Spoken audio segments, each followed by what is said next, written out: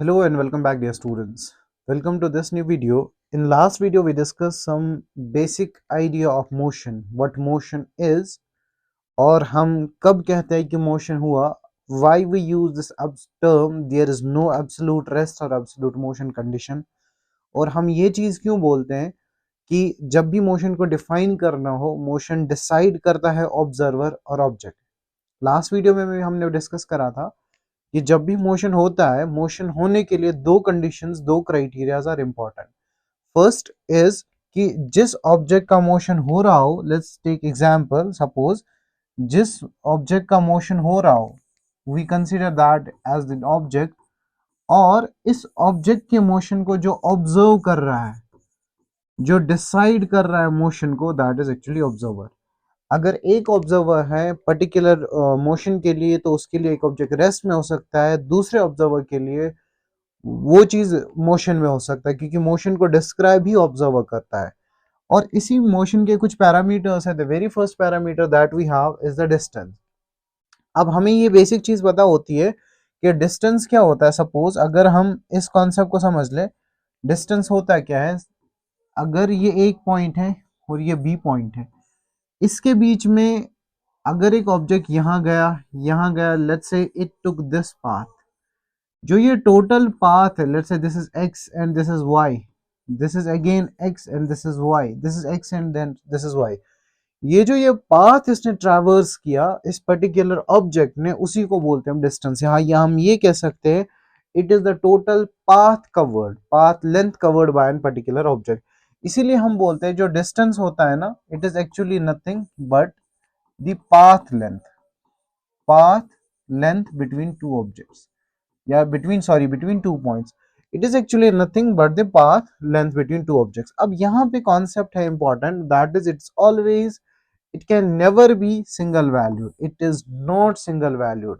जो displacement होता है उसके multiple values होते हैं। जैसे example के तौर पे ले लें, suppose ये एक point है A और ये point है B। अगर A से B जाना है मुझे, मैं ये वाला रास्ता भी ले सकता हूँ, I can take this value, तो यहाँ पे एक वैल्यू आ जाएगी। लेट्स से कोई स्टूडेंट बोलता है नहीं मैं ऐसे जाऊंगा, तो let's say this is the path number 1, this is the path number 2। तो पाथ नंबर 1 के लिए वैल्यू अलग होगी, जो उसने पाथ लेंथ को ट्रैवर्स किया होगा। जो पाथ नंबर 2 है, इसके लिए जो पाथ लेंथ होगी वो अलग होगी। अगर कोई ऑब्जेक्ट यहां से जाता है तो इसके लिए अलग वैल्यू होगी। इसीलिए हम ये कहते हैं ये कभी भी सिंगल वैल्यू नहीं होती है। Like it can be single valued एक ही कंडीशन में, जब हम बोलते हैं अगर that is decided by actually the observer, या that is decided by the object, अगर वो जाना चाहता है एक ही रास्ते से, उस केस में it will be single valued. Otherwise it can never be single valued between two points. अब इंपॉर्टेंट पॉइंट क्या है कि जो डिस्टेंस है ना, it always increases with time. समझना, सपोज ये ए पॉइंट है और ये बी पॉइंट है। ऑब्जेक्ट गया, लेट्स से यहां तक चला 2 किलोमीटर, ये वापस आया, ये दोबारा 2 किलोमीटर चला। तो फॉर मूविंग ऑब्जेक्ट अगर मैं बात करूं, ये टोटल कितना चला, पहले 2 किलोमीटर, फिर बाद में दोबारा 2 किलोमीटर, इसका मतलब 4 किलोमीटर चला। ऐसा कोई केस ही नहीं होगा जब भी मूविंग ऑब्जेक्ट चलेगा। मूविंग ऑब्जेक्ट के लिए, फॉर मूविंग ऑब्जेक्ट में लिखूं, for moving object it will always increase with time. कहने का मतलब, अगर मैं डिस्टेंस और टाइम के बीच में अब ग्राफ ड्रॉ कर लूं, तो ग्राफ विल बी ऑलवेज, या तो ये ऐसे होगा, ये ग्राफ कभी भी आपका डिस्टेंस और टाइम ग्राफ के बीच में ऐसा नहीं होगा, पहले इंक्रीज फिर डिक्रीज फिर increase. No, this is not possible. देखिए इस पोर्शन में तो डिस्टेंस इंक्रीज हो रही है with time. Let's say this is the point A, this is the point B और सी। इस सी पोर्शन में क्या दिखा रहा है कि डिस्टेंस घट रही है, बट डिस्टेंस कभी टाइम के साथ घटता नहीं, it always increase. So we can say this graph is not possible, this graph is possible, distance can increase with time. Let's say this is uniform motion case. अब important हमारे लिए यही था, और हमें पता है इसकी यूनिट जो होती है वो मीटर ही होती है। एमकेएस सिस्टम में भी इसकी मीटर ही लेंगे, सीजीएस सिस्टम में सेंटीमीटर ले लेंगे। So that was the basic parameter of the motion. Now after that we do have a displacement. Displacement क्या होता है, सपोज हमने दो पॉइंट्स लिए, let's say we took 2 points A and B. Let's say एक object गया, it went 2 kilometre, ये 2 kilometre चला from the A to B. What is the distance it has travelled? It is 2 kilometre. Now जब भी हमें displacement को major करना होगा ना, तो डिस्प्लेसमेंट के लिए क्राइटेरिया याद रखें। डिस्प्लेसमेंट हमेशा हमें याद रखना होगा कि you always have to find the shortest path, but कहां से? That is the starting point. बस स्टार्टिंग पॉइंट आपको याद रखना है। स्टार्टिंग पॉइंट से शॉर्टेस्ट रास्ता कौन सा है, उसी को डियर स्टूडेंट्स हम डिस्प्लेसमेंट बोलते हैं। लेट्स टेक ए से बी गया, अभी स्टार्टिंग पॉइंट कौन सा है? ए। इससे कितना दूर है? ये 2 किलोमीटर है। तो इस केस में मैं ये कह सकता हूं जो डिस्टेंस और डिस्प्लेसमेंट की वैल्यू जो होगी वो बराबर होगी। अब समझना, सपोज ये ए, ये बी और ये सी। लेट्स से ऑब्जेक्ट यहां गया, let's say it went 2 kilometre in this direction, then it went 3 kilometre in this direction. तो टोटल कितना चला है? टोटल पाथ लेंथ इसकी कितनी है? 2 किलोमीटर प्लस 3 किलोमीटर। लेकिन अगर मैं आपसे बोलूं सी के पास पहुंचने के लिए मल्टीपल रास्ते थे, ऐसा भी जा सकता था ऑब्जेक्ट, ऐसे भी जा सकता था, तो वैल्यू डिस्टेंस की अलग आती। बट अगर मैं आपसे पूछूं what is the shortest possible path, shortest possible path जो है ना वो डियर स्टूडेंट्स यही है। The shortest possible path in this case is this A to C. तो इसीलिए जब भी हम दो पॉइंट्स की बात करें, जो डिस्प्लेसमेंट होगा it will be always a unique path, ये हमेशा सिंगल वैल्यूड होगा। Between two points it will always be single valued, इसके मल्टीपल वैल्यूज कभी भी नहीं हो सकते, क्योंकि दिस इज द मिनिमम और this is the shortest path. अब समझना, एक और पॉइंट ये है कि डिस्टेंस डिस्प्लेसमेंट इंक्रीज भी हो सकता है टाइम के साथ, डिक्रीज भी हो सकता है। लेट्स टेक द केस, ये इंक्रीज कब होगा? Let's say this is the ए, और मैंने बोला जब भी आप डिस्प्लेसमेंट को डिस्कस करें, डिस्प्लेसमेंट के लिए आपको स्टार्टिंग पॉइंट मान लेना है। Let's say this is the starting point. A से लेके आप बी चले गए, यू स्टेड ओवर देयर, आप 2 किलोमीटर चले। जो ही आप 2 किलोमीटर चले तो स्टार्टिंग पॉइंट से आप कितना दूर है? 2 किलोमीटर। आप और जाना चाहते हैं तो डिस्प्लेसमेंट बढ़ता जाएगा। तो टाइम के साथ इस कंडीशन में डिस्प्लेसमेंट इज इंक्रीजिंग जब टाइम बढ़ रहा है।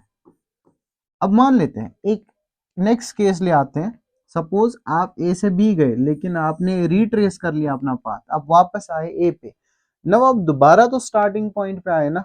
जब आप दोबारा स्टार्टिंग पॉइंट पे आएंगे, एट स्टार्टिंग पॉइंट जब आप वापस आए आफ्टर रिट्रेसिंग योर पाथ, आपकी डिस्प्लेसमेंट क्या होगी? आपकी डिस्प्लेसमेंट जीरो होगी।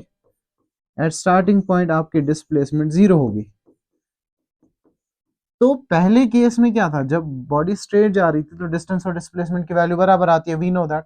तो डिस्प्लेसमेंट टाइम के साथ बढ़ रहा था, लेकिन जब बॉडी ने रिट्रेस करना पाथ स्टार्ट किया, जब बॉडी वापस आना स्टार्ट कर दी, तो उस केस में क्या हो गया कि डिस्प्लेसमेंट की वैल्यू घटती गई टाइम के साथ, क्योंकि motion always happens along with the time. तो दैट्स व्हाई यहाँ पे हमने लिखा है इट मे इंक्रीज और मे डिक्रीज विद टाइम। टाइम के साथ ये बढ़ भी सकता है, टाइम के साथ ये घट भी सकता है। Now we have a very important basic parameter over here. Suppose अगर इस केस में मैं आपसे कहूं कि डिस्टेंस और डिस्प्लेसमेंट कैलकुलेट कीजिए। Suppose if I will write calculate displacement and distance. देखिए, डिस्टेंस क्या होता है? The total path which has been covered by an object. क्या मैं ऐसा बोल सकता हूँ डिस्टेंस ये होगा AP? let me write distance as AP plus PR plus RQ plus QB, this is the distance। लेकिन इसी केस में मैं अगर आपसे पूछूं what is the value of displacement, तो आप बोलोगे जो डिस्प्लेसमेंट की वैल्यू होगी वो होगी the shortest path. Shortest path starting और फाइनल पॉइंट के बीच में क्या है? वो AB है। तो एक ही पॉइंट पॉसिबल है, या एक ही शॉर्टेस्ट पाथ पॉसिबल है between A and B, that is A and B. लेकिन आप डिस्टेंस के मल्टीपल पाथ्स ले सकते हैं। जैसे आप यहां से गए, यहां से गए, यहां से, यहां से, यहां से, दिस इज वन पाथ। और यहां से गए, दिस इज अनदर पाथ। आप यहां से गए, दिस इज वन पाथ। तभी हम बोलते हैं डिस्टेंस जो होता है ना, distance can have infinite values. Between two points it can have infinite values. लेकिन अगर हम displacement की बात करें, displacement is always single valued. फिर हमें ये कॉन्सेप्ट भी आता है डिस्टेंस और डिस्प्लेसमेंट का रेशियो कब इक्वल और लेस और इक्वल टू जीरो सॉरी 1 होता है, कब ये बराबर होता है. We have already discuss this. Distance कभी एक्सीड नहीं हो सकता डिस्प्लेसमेंट से. देखिए डिस्टेंस या तो डिस्प्लेसमेंट से बड़ा होगा या तो इसके बराबर होगा. जब बॉडी अपने डायरेक्शन चेंज नहीं करता है तो उस केस में डिस्टेंस और डिस्प्लेसमेंट बराबर होगा. जब डिस्टेंस और डिस्प्लेसमेंट बराबर होगा तब रेशियो इक्वल टू 1 आएगा. जब डिस्टेंस ग्रेटर होगा तब रेशियो ग्रेटर देन 1 होगा. अगर लेकिन हम डिस्प्लेसमेंट डिवाइडेड बाय डिस्टेंस करें, डिस्प्लेसमेंट डिवाइडेड बाय डिस्टेंस करें रेशियो का, तब उस केस में क्या होगा, तब उस केस में या तो लेस और इक्वल टू 1 होगा डिस्प्लेसमेंट बाय डिस्टेंस का. लेकिन अगर हम बोलें डिस्टेंस डिवाइडेड बाय डिस्प्लेसमेंट, ये हमेशा या तो इक्वल टू 1 होगा या तो ग्रेटर देन 1 होगा क्योंकि न्यूमरेटर बड़ा है. और डिस्टेंस और डिस्प्लेसमेंट कब बराबर होते हैं, when there is no change in direction. When there is no change in direction. जो ही डायरेक्शन बदली तो डिस्टेंस और डिस्प्लेसमेंट की वैल्यू बदल जाएगी. जैसे एग्जांपल, सपोज ये ए और बी, ए से बी गए आप. If I will ask you in this case what is the distance, आप बोलेंगे यही पाथ लेंथ हमारी डिस्टेंस है. लेकिन यही हमारे डिस्प्लेसमेंट पे, क्योंकि बॉडी ने पाथ चेंज नहीं किया. लेट्स से बॉडी ने पाथ चेंज किया, जो ही पाथ चेंज किया तो डिस्टेंस की वैल्यू क्या आएगी, A B plus B C. लेकिन अगर मैं डिस्प्लेसमेंट की बात करूं तो that is directly A C. तो डिस्प्लेसमेंट ए सी. तो पहले तो बराबर थे, लेकिन जो ही बॉडी ने डायरेक्शन चेंज कर दी तो डिस्टेंस और डिस्प्लेसमेंट में जो है स्लाइट चेंज आ जाता है. एक्चुअली एक चेंज आ जाता है. Now we do have a very question over here. Find the distance covered by an object in 7 revolutions of radius. Object है या किसी सर्कुलर पाथ में घूम रहा है जिसका रेडियस 10 सेंटीमीटर गिवन है. Calculate the displacement as well. देखिए अगर हम इस कॉन्सेप्ट को समझें, इस कॉन्सेप्ट को समझने के लिए let's take this is the circle. इस सर्कल में let's say this is the radius R. जब भी let's say this is the point A, जब भी बॉडी ऐसे जाएगी, ऐसे गया और वापस ए पे आया, what is it actually, this is actually the circumference. जो इसने डिस्टेंस ट्रेवल कर ली वही तो सर्कमफेरेंस के बराबर होगी. तो एक बार चक्कर काटने पे जो इसने लेंथ ट्रेवल कर ली वो कर ली इसने 2 पाई आर.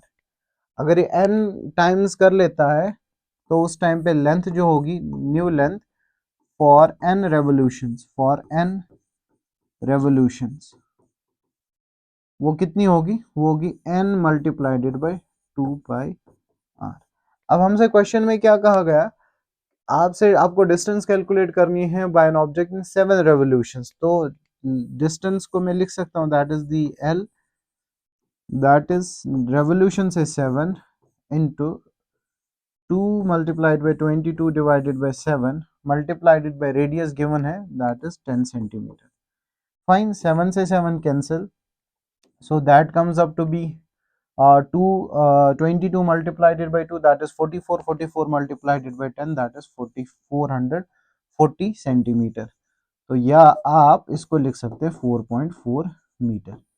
ये था डिस्टेंस का वैल्यू. लेकिन क्वेश्चन में पूछा है डिस्प्लेसमेंट. आप कंप्लीट रेवोल्यूशन, एक रेवोल्यूशन जैसे सपोज हुआ, ये वापस ये पे आया, दैट मीन स्टार्टिंग पॉइंट पे वापस आया तो डिस्प्लेसमेंट जीरो. 2 बार रिवॉल्व कर ले तभी डिस्प्लेसमेंट जीरो, 3 बार रिवॉल्व कर ले तभी डिस्प्लेसमेंट जीरो. कितनी बार भी ये रिवॉल्व करके वापस कंप्लीट रेवोल्यूशन पे आ जाए तो जो हमारी डिस्प्लेसमेंट की वैल्यू है वो जीरो ही आनी है. This is to be noted. Now we do have few one more question over here. A particle starts from origin. अच्छा ये पॉइंट भी हमें याद रखना है, जो डिस्प्लेसमेंट होता है वो वेक्टर क्वांटिटी होती है और डिस्टेंस जो होती है स्केलर क्वांटिटी होती है. और वेक्टर्स में हमने लास्ट टाइम भी ये डिस्कस किया था. अगर सपोज वेक्टर में लिखा है -40 और लिखा है 40, सपोज वेक्टर है, दोनों वेक्टर है, तो इसका मतलब दोनों सेम है. माइनस का मतलब होता है it is to the left of the origin या it is left to the left by convention, it is to the left of the starting point. है दोनों बराबर. कहने का मतलब सपोज ये आपने ओरिजिन माना, इसका मतलब ये 40 इधर है, 40 मीटर, ये इधर है, -40 मीटर है, तो दोनों बराबर, दोनों की जो डिस्टेंस है वो सेम है from the starting point. This is the beauty of the vectors, minus का मतलब यहाँ पे सिर्फ डायरेक्शन होता है। अब क्वेश्चन को समझते हैं, क्वेश्चन क्या कह रहा है। क्वेश्चन कह रहा है a particle starts from origin, goes along positive x-axis, suppose हमने ये origin माना, it goes along positive x-axis up to 20,0। 20,0 का मतलब होता है, जब भी हम कोऑर्डिनेट सिस्टम को डिस्कस कर लेते हैं, इसका मतलब 20 in the positive axis, 0 in the Y direction, इसका मतलब ये मोशन इन 1D हो रहा है। तो ये 20,0, लेट्स से ये 20 0 पे पहुंचा है, ये वाई एक्सिस में कोई डिस्प्लेसमेंट इसका हुआ नहीं, it's only along the X axis. अब उसके बाद क्या कह रहा है question, and then returns along the same line, ये वापस आ रहा है, returns along the same line to the point -20। अब ये कितना आया, -20,0।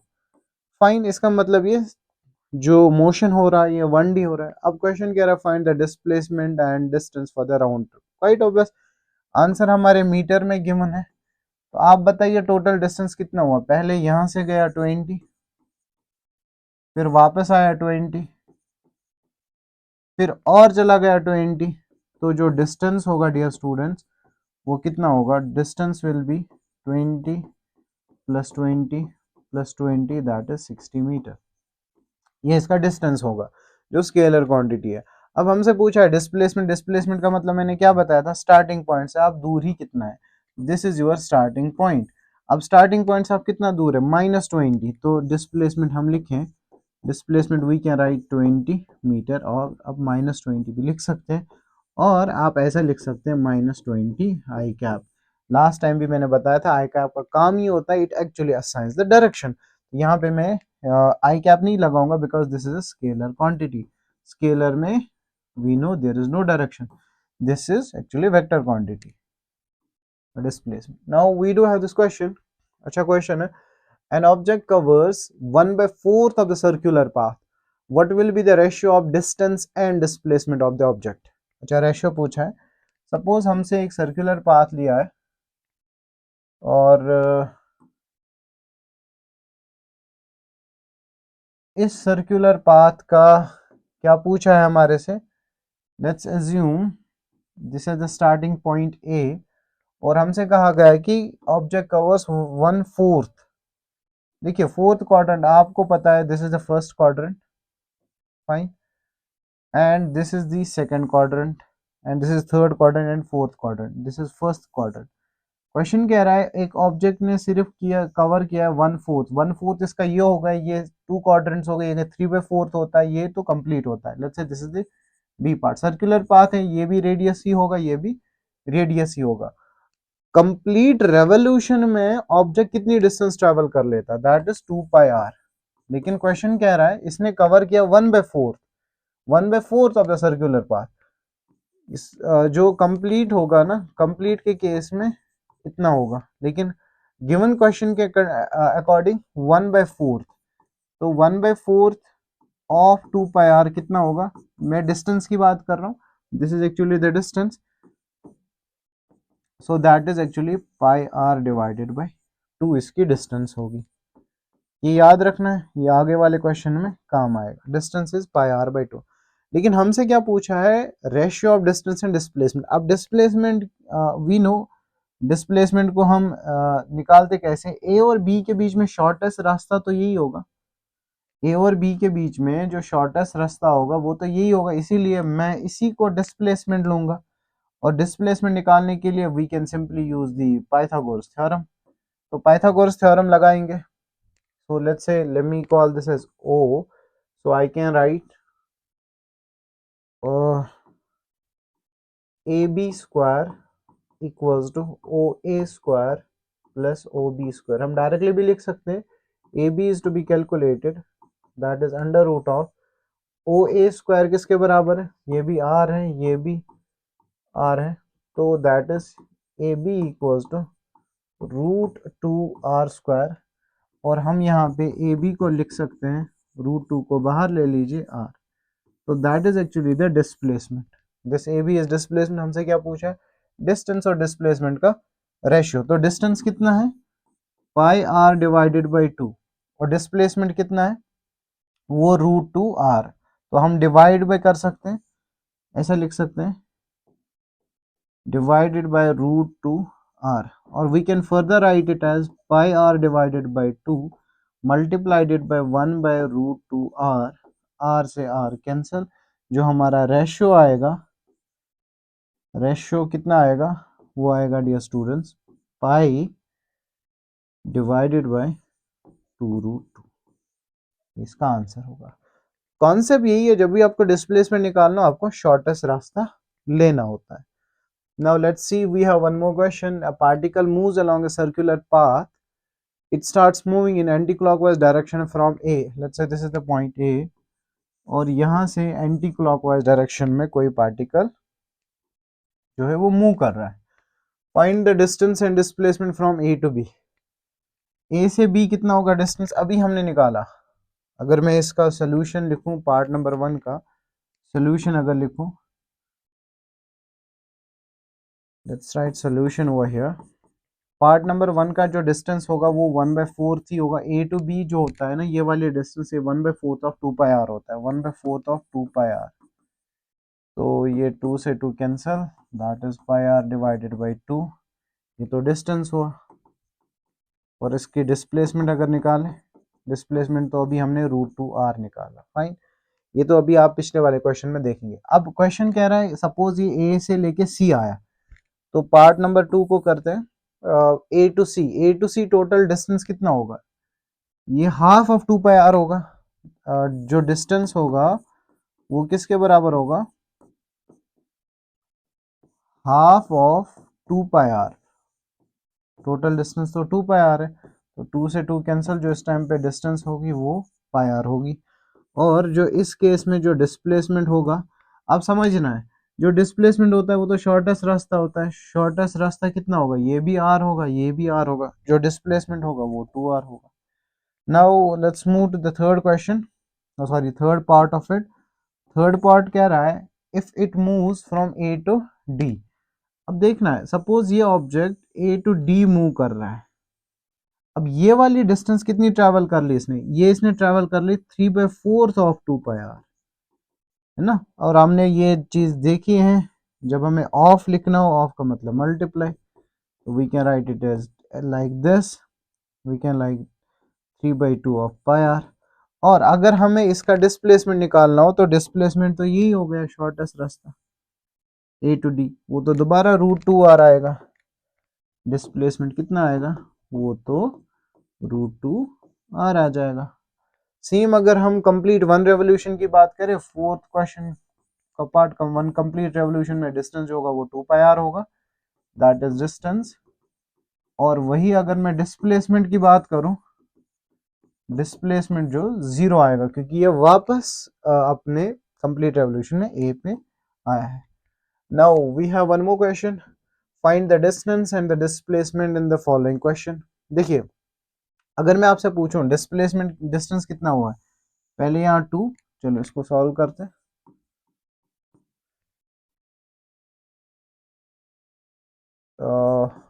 फर्स्ट 2, अगर हम डिस्टेंस को निकालें, 2 देन 2, 2 2 जो 4, ये कितना हुआ, ये हो गया 2 + 2 प्लस, फिर आगे चला 2, फिर चला 2 प्लस, फिर 4 + 2। सिंपल। सपोज ये ए पॉइंट है, ये बी पॉइंट है, ये हमसे पूछा गया है डिस्टेंस, तो डिस्टेंस कितना हुआ, 2 + 2 4 + 2 8 + 2 10 + 4 14 + 2 16, ये हो गया इसका 16 हो गया इसका डिस्टेंस। अब इसका डिस्प्लेसमेंट जो होगा वो कैसे होगा, वो डायरेक्टली ये होगा ए टू बी। अब टास्क है ये ए टू बी, आपको दिख रहा होगा कि ये एक ट्रायंगल बना हुआ आ रहा है, इसमें ही हमें इसका डिस्प्लेसमेंट निकालना है। तो डिस्प्लेसमेंट के लिए आपके पास एक तो ये वाली डिस्टेंस होनी चाहिए, और एक तो ये वाली डिस्टेंस होनी चाहिए। अब आप इस डिस्टेंस को निकाल सकते हैं। हॉरिजॉन्टल डिस्टेंस कितनी है, पहले ये 2, ये यहां तक 2, ये 2, और ये 4, तो ये टोटल हॉरिजेंटल डिस्टेंस अगर हम देखें 224 प्लस 8, ये यहाँ से आ गई 8 metre. This is the horizontal distance. लेकिन अगर मैं यहीं पे बात करूं इसकी वर्टिकल डिस्टेंस की, वर्टिकल डिस्टेंस कितनी आई, यहाँ तक 2, यहाँ तक 2 और यहाँ तक 2, तो दिस इज टोटल 6। तो ये बन गई हमारे पास एक ट्राइंगल जिसका ये वाला साइड 8, ये वाला साइड 6, और आप इस डिस्टेंस को निकाल सकते हैं। That is under root of 8 plus 6, that is under root of 64 plus 36, and that comes up to be root 100. root 100 comes up to be 10 meter. इस केस में जो डिस्प्लेसमेंट होगा वो 10 मीटर होगा. So these were some basic questions on distance on displacement. In the next video I'll be coming up with the types of motion जिसमें हम uniform motion, uniform speed, variable speed, और जो most important concept जो होता है जिसमें हमें ये वाला कॉन्सेप्ट, जिसमें अगर आप देखेंगे इस पे बहुत क्वेश्चंस आते हैं, average speed with some standard PYQ numericals of NEET as well as JEE. We will just be discussing that in the next video. I hope आपको ये समझ आया होगा. Will you see in the next video? Thank you.